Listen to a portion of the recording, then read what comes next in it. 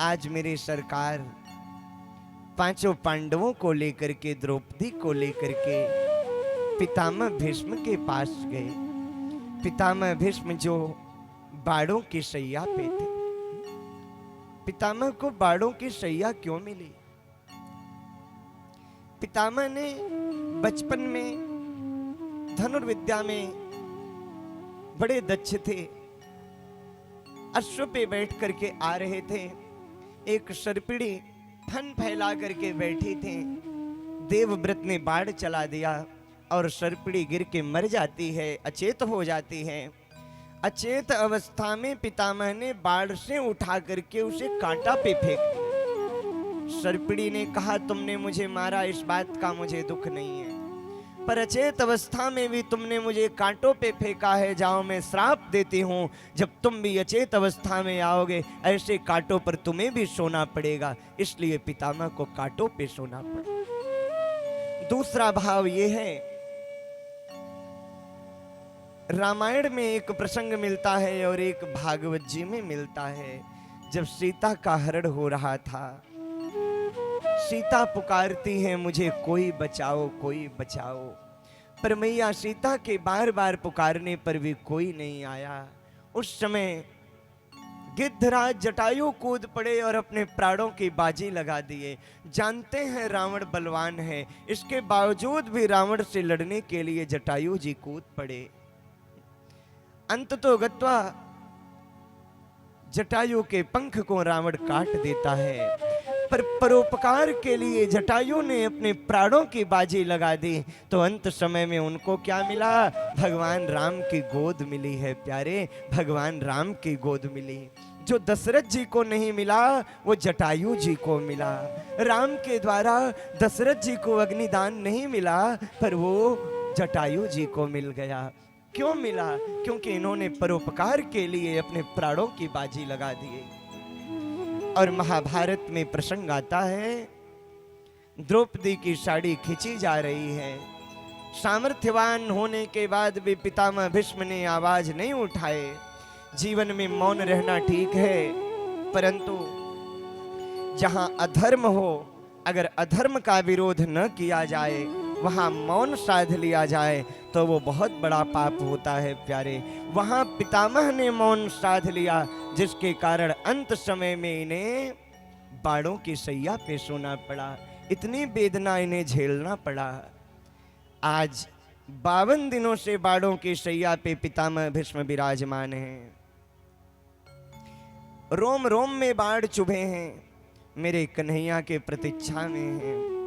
उत्तरायण का मतलब हुआ उत्तरायणे इति उत्तरायण, जो उत्तरा के गर्भ में प्रविष्ट हुए, ऐसे उत्तरायण भगवान श्री कृष्ण की प्रतीक्षा में पितामह भीष्म पल के पांवरे बिछाए बैठे थे। जीवन के अंतिम समय में हे मधुसूदन, क्या नेत्रों को तुम्हारा दीदार नहीं होगा? क्या तुम मुझे दर्शन देने नहीं आओगे? इस हृदय में दर्शन की आरजू है कन्हैया, उसे स्वीकार कर लो। सर्वंतर्यामी भगवान अपने भक्त भीष्म की मनो इच्छा को जान करके आज पांचों पांडवों को लेकर, द्रौपदी को लेके भीष्म के सामने आए। अंग अंग में बाढ़ चुभे हैं, प्रणाम नहीं कर सकते आज केशव को। मन के द्वारा प्रणाम किए। कन्हैया ने कहा, पितामह आप जैसा ज्ञानी इस समय धरती पे कोई नहीं है। आप एक कुशल राजनीतिक, कुशल वीर और कुशल ज्ञानी हैं। हम चाहते हैं अपने ज्ञान का अनुभव पांडवों को प्रदान करिए। पितामह ने कहा, गोविंद, सब कुछ जानते हुए भी दूसरे को सम्मान देना कोई सीखे तो आपसे सीखे माधव। आपके पास किस ज्ञान की कमी है? परंतु आप मुझसे कुछ जानना चाहते हो तो मैं अवश्य पांडवों को समझाऊंगा। भागवत जी में तो बहुत संक्षिप्त है, पर महाभारत में भीष्म पर्व में तो पितामह भीष्म ने बहुत सुंदर उपदेश पांडवों को दिया है। बहुत ध्यान से समझना। दान धर्मान राज धर्मा मोक्ष धर्मान विभागश स्त्री धर्मान भगवत धर्मान समास व्यास योगतः। आज पितामह ने कहा, हे पांडवों, तुम्हारे हाथ में राज्य की सत्ता आ गई है। राजा को कैसा होना चाहिए? राजा को अपनी प्रजा को परिवार की तरह पालन करना चाहिए और विचार करना, जीवन में जितना भी धन आए उस धन का 10% अच्छे कामों के लिए निकालो, दान के लिए निकालो, पुण्य कर्मों के लिए निकालो, सत्कर्मों के लिए निकालो, क्योंकि धन की पवित्रता दान करने से होती है। कभी भी किसी भी तीर्थ में अगर जाइए तो 3 काम जरूर करिएगा। कभी जीवन में अवसर मिले किसी तीर्थ में जाने का तो वहां जाकर 3 काम जरूर करना। पहला काम जाकर के स्नान करना, वहां जो भी गंगा यमुना प्रवाहित हो रही हैं उसमें जाके स्नान करना। दूसरे नंबर पे उस धाम के पुजारी से, वहां के संत से, वहां के विद्वान से उस धाम की महिमा को सुनना। और तीसरे नंबर की बात, उस धाम में जाकर के कुछ दान करना। 3 चीज करने से क्या होगा? स्नान करने से तुम्हारा तन पवित्र होगा, और धाम की महिमा सुनने से तुम्हारा मन पवित्र होगा, और दान करने से तुम्हारा धन पवित्र होगा। प्यारे, तुम्हारा धन पवित्र होगा। और जब ये 3 चीजें पवित्र हो गई जीवन में तो परम लाभ की प्राप्ति होगी। कन्हैया के सामने आज पितामह ने कहा, दान धर्मान। हे पांडवों, जीवन में दान करना, राज धर्मान, अपने राजा होने का सारे कर्तव्य को निभाना, भगवत धर्मान। और स्मरण करें, आप हर व्यक्ति के ऊपर 3 ऋण होता है, देव ऋण, ऋषि ऋण, पितृ ऋण। 3 ऋण से हर व्यक्ति जुड़ा हुआ है, और मानव जीवन पाने के बाद तीनों ऋण को उतारना पड़ता है। देव ऋण कैसे उतरेगा? जब हम देवताओं की पूजा आराधना करते हैं तो जीवन का देव ऋण उतरता है। ऋषि ऋण कैसे उतरेगा? ऋषियों के द्वारा बनाए गए शास्त्रों का अध्ययन करने से, सुनने से हमारे जीवन के ऋषि ऋण खत्म होते हैं। और पितृ ऋण कैसे उतरता है? जब पुत्र के द्वारा उस पितृ के लिए तर्पण होता है, पिंडदान होता है, तब जाकर के जीवन में व्यक्ति अपने पितृ ऋण से उऋण होता है। माता पिता की सेवा, संतों की सेवा, गुरुजनों की सेवा करने से व्यक्ति इन ऋण से उऋण होता है। और जो ये कार्य नहीं करता है, वास्तव में प्यारे, फिर वो मनुष्य होते हुए भी पशु के समान होता है, निशाचर के समान होता है। माँ नहीं मातु, पिता नहीं देवा, माँ नहीं मात, पिता नहीं देवा, साधु ने संग करवा वही सेवा, साधु ने संग करवा वही सेवा, जिनके अस आचरण भवानी, जिनके अस आचरण भवानी, तेजा नहीं निश्चर सम प्राणी, तेहि जानहि निश्चर सम प्राणी, तेहि जानहि निश्चर सम प्राणी। जो माता पिता का सम्मान नहीं करता, गुरुजनों का आदर नहीं करता, साधु संतों का सम्मान नहीं करता, ऐसा व्यक्ति मनुष्य होते हुए भी निशाचर के समान होता है।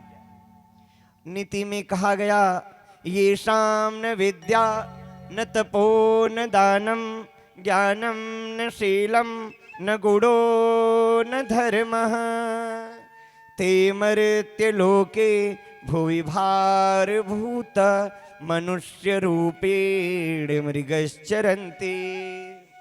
जो मनुष्य विद्या ज्ञान शील से हीन है, वो मनुष्य होते हुए भी पशु के समान जीवन जीता है। स्मरण करना प्यारे भगवत धर्मान, स्त्री धर्मान। आज पितामह ने कहा हर एक पुरुष को नारी का सम्मान करना चाहिए। मनुस्मृति में लिखा गया है कि यत्र नारी पूज्यन्ते रमन्ते तत्र देवता। हर व्यक्ति को नारी का सम्मान करना चाहिए। जहाँ नारी का सम्मान है वास्तव में वहाँ माता लक्ष्मी का वास है। द्रौपदी को हंसी आ गई। द्रौपदी ने कहा पितामह आज आप कहते हो नारी का सम्मान हो, उस दिन आपका ये ज्ञान कहाँ चला गया था जब बड़े दरबार में दुशासन मेरे साथ अभद्र व्यवहार कर रहा था। पितामह के आंख से आंसू आ गए। पितामह बोले बेटी मुझे क्षमा कर देना। उस दिन मैंने जो अन्न खाया था दुर्योधन का मैं अन्न खाया था, और कहते हैं जैसा खाओ अन्न वैसा होवे मन, जैसा पियो पानी वैसी बोलो बाड़ी। खान पान पर विचार होना चाहिए, क्योंकि आहार शुद्धि सत्व शुद्धि। गर्व था भारत माता को मैं महावीर की माता हूं। नानक जैसे वीरों की यश गाता हूं। पौरुष जैसे वीरों को नमन सिकंदर करते थे। कंदमूल फल खाने वालों से मांसाहारी डरते थे। 14 वर्षों तक वन में जिसका धाम था, मन मंदिर में रहने वाला शाकाहारी राम था। मक्खन चोर मुरारी थे, शत्रु पर वो चिनगारी थे। मुरली के वश करने वाले गिरधर शाकाहारी थे, प्यारे गिरधर शाकाहारी। आहार शुद्धि सत्व शुद्धि। पितामह ने कहा बेटी उस समय मैंने पापी दुर्योधन का अन्न खाया था, जिसके कारण मेरी बुद्धि दूषित हो गई। हमारी बुद्धि में तामस प्रवेश कर गया था, इसलिए बेटी मुझे क्षमा करना। परंतु इतना रक्त मेरे शरीर से बह चुका है कि अब मेरे पास मेरी बुद्धि बहुत शुद्ध हो गई, सात्विक हो गई। जो मैं उपदेश दे रहा हूं ये सात्विक है, इसे स्वीकार कर। द्रौपदी ने विनय किया, प्रणाम किया। पांडवों को प्रभु ने के सामने पितामह ने उपदेश किया और पुनः अपनी दृष्टि भगवान कृष्ण की तरफ लगाते हुए आज पितामह भगवान की स्तुति करते हैं। इतिमति रूप कल्पिता वितृष्णा भगवती सातत पुंगवे विभूम्नि स्वसुखमुपगते क्वचिद्विहरितुं प्रकृतिमुपयुषि यद् भव प्रवाह। आज पितामह ने कहा है गोविंद हमारी मति आपके चरणों में समर्पित है। हे पितामह, दुनिया पितामह से कन्हैया कहते हैं पितामह आज आपने जो मति मेरे चरणों में लगाई वो श्रेष्ठ मति होती है जो मेरे चरणों में लगती है। स्मरण करना आज दुनिया में व्यक्ति लोकेष्णा राजेष्णा तृष्णा में परेशान है। मुझे ये मिल जाए, मेरा ये हो जाए, परंतु कौन ऐसा है जिसकी मति भगवान में लगती है और जिसकी मति वास्तव में भगवान में लग जाती है, जिसकी मति प्रभु में लग जाती है, उसकी मति श्रेष्ठ है। पितामह कहते हैं मेरी मति को हे कृष्ण अपने चरणों में स्वीकार करिए, क्योंकि हमारे जीवन का यही परम लाभ है जब मुझे आपका सानिध्य प्राप्त हो। क्योंकि आपकी तरह सुंदर कोई नहीं हो सकता। आपका स्वभाव भी बड़ा सुंदर है। आप अपने भक्तों से बहुत प्रेम करते हो।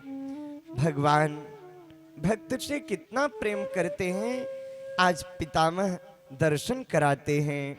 हे कृष्ण, हमने भी प्रतिज्ञा कर ली थी। कौन सी? जब मैंने सुना आप प्रतिज्ञा किए हो कि मैं महाभारत के युद्ध में शस्त्र नहीं उठाऊंगा, तो हमने भी प्रतिज्ञा कर ली कि मैं विवश कर दूंगा श्री कृष्ण तुम्हें शस्त्र उठाने के लिए। आज जो हरि शस्त्र न गहाऊं, लाजत है मेरी गंगा जननी, मैं शांतनु सुत न कहाऊं। इसलिए गोविंद, क्या भगवान के सामने कोई मनुष्य प्रतिज्ञा कर सकता है? पर मेरी ये धृष्टता थी, मैंने जो प्रतिज्ञा कर ली।